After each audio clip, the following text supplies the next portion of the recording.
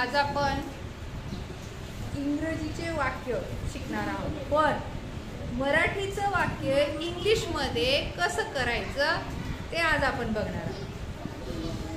मराठीचं वाक्य आपण बघतो कार्तिक। मराठीचं साधं जरी वाक्य असलं तर त्याच्यामध्ये कर्ता, कर्म आणि क्रियापद असं असतं। मी आंबा खातो। मी कर्ता, आंबा कर्म आणि खातो हे काय आहे? क्रियापद।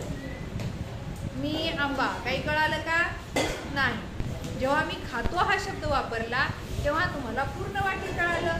मी आंबा खातो म्हणजे मी म्हणजे कर्ता, आंबा म्हणजे कर्म आणि खातो हे क्रियापद। ज्या शब्दानं वाक्याचा अर्थ पूर्ण होतो त्याला क्रियापद म्हणायचं। मग हेच वाक्य, असेच वाक्य आपल्याला काय करायचे इंग्लिशमध्ये पाहायचे आहे। मराठीतलं वाक्य इंग्रजीमध्ये कसं करायचं हेच आपल्याला पाहायचं। लक्षात आलं? आता बघा, मी आंबा खातो। खातो खाण्याची क्रिया चालूच आहे। मी आंबा खातो हा कर्ता, ह्याला 1 नंबर नाव देऊ आपण। कर्म 2 नंबर आणि खातो 3 नंबर। मी आंबा खातो। पण इंग्लिश मध्ये असं नसतं। इंग्लिश मध्ये 1 3 मग 2 बघा, या पद्धतीने इंग्लिश मध्ये असतं। वाक्याची रचना इंग्लिश मध्ये या पद्धतीने असते 1 3 2। मी ला इंग्लिश मध्ये काय? I I. खातोला ईट ईट, आय ईट। आंबा mango, I eat a mango, MANGO। बघा किती सोपं आहे इंग्लिश। आपण काय केलं? मराठी वाक्याला इंग्लिश मध्ये केलं, पण याला आपण नंबर दिले। ज्याचं लक्ष फळ्याकडे 100% आहे त्याला हे समजणार आहे।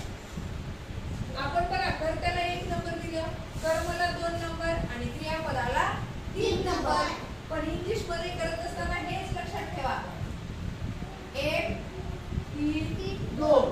मग आपण काय घेतलंय? 1 घेतलं म्हणजे कर्ता, त्यानंतर क्रियापद आणि त्यानंतर कर्म। I eat a mango. अरे एवढं सोपं आहे। आता बघा, दुसरं मराठीतलं वाक्य आपल्याला इंग्लिश मध्ये सहज करायचं। ते माझे होते। ते माझे होते। बघा, हे झालं मराठीतलं वाक्य। द्या याला नंबर 1 2 3। आता इंग्लिश मध्ये काय करायचं तुम्हाला? 1 नंबर पहिलं घ्यायचं, मग 3 नंबर घ्यायचं आणि मग नंतर 2 नंबर। बघा, तेला काय येते? ईट।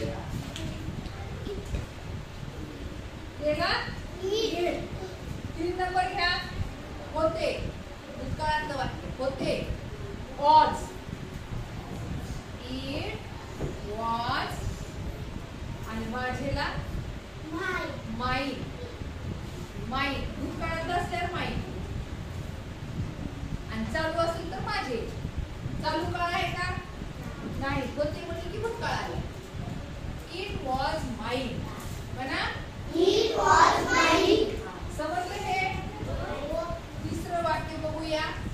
एकदम सोपं आहे, इंग्लिश म्हणजे काही अवघड नाही। आता बघा, पुढचं वाक्य आहे ती खाली वाकली। ती खाली वाकली।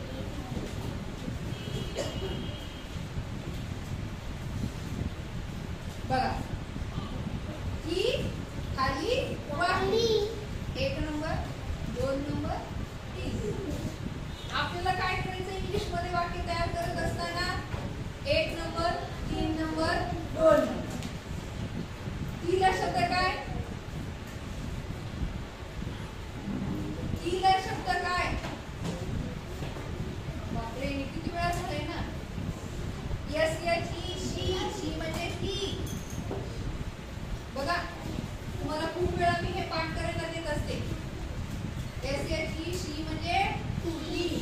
आता वाट लिहिला शब्द काय? बेंट. BENT bent. आणि डाऊन खालीला शब्द काय? डाऊन. एक सांगितलं गेलं डाऊन. बघा शी बेंट डाऊन. बघा शी म्हणजे ती. नंतर काय आलं? 3 नंबरचा शब्द आला बेंट आणि खालीचा शब्द आला डाऊन.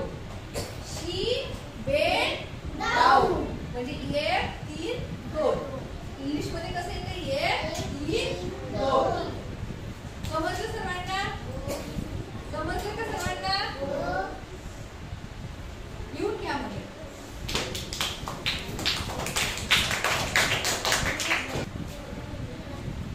चला पुढचं वाक्य आता आपण बघणार आहोत. 4 नंबरचं.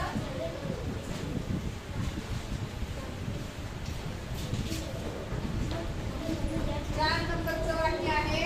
काय आहे बघा? मला ते आठवले. मला ते आठवले.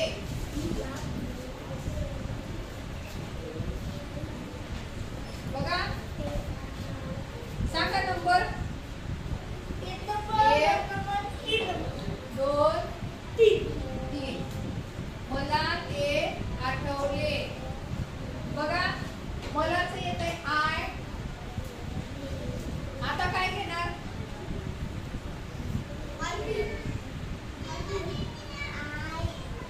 3 नंबरचं वाक्य कोणतं आहे? आठवले. आठवले. आठवलेला इंग्लिश मध्ये काय म्हणतात? Remember. REMBR. Remember. I remember. आणि तेला इंग्लिश मध्ये इट.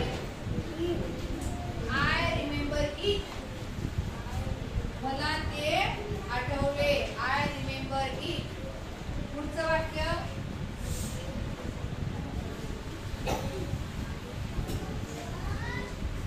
हा 5 नंबरचं मराठी वाक्य बघूया.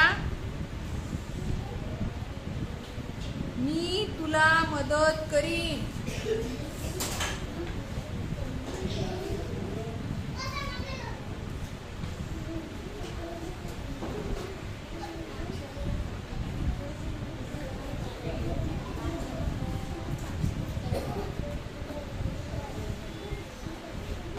बघा आय विल. आता ह्याच्यामध्ये काय? मी तुला मदत करीन. याच्यामध्ये काय येणार बघा? 1 नंबर. आता इथे 4 आहे ते, मग तुम्ही काय करणार?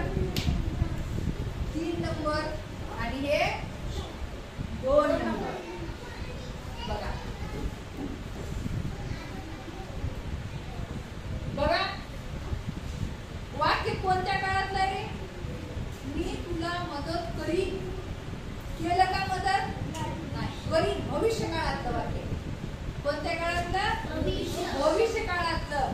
आयचं काय? मीच आय. भविष्य काळातलं वाक्य म्हणून काय येणार? Will. I will.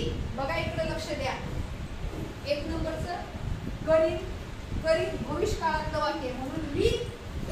I will. मदतला काय ते? हेल्प. याची हेल्प म्हणजे मदत करणे. आणि तुला यू. वाचा आता माझ्या मागे वाचा. I will help you. I will help you. समजलं? पुढचं वाक्य.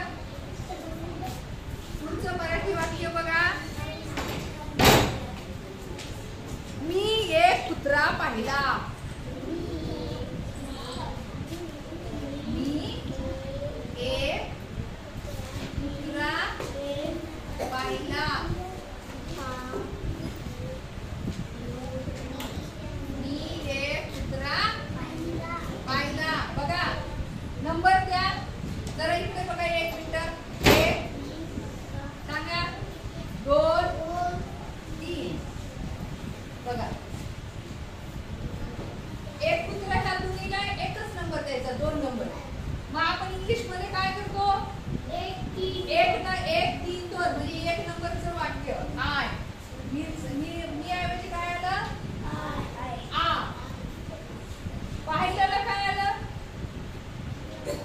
सी म्हणजे पाहणे, पाहिला.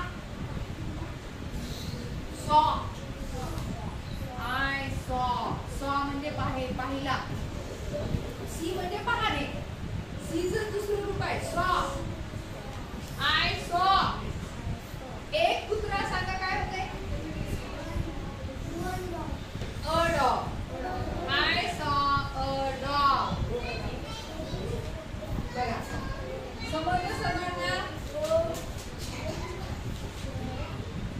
समजलं का सर्वांना?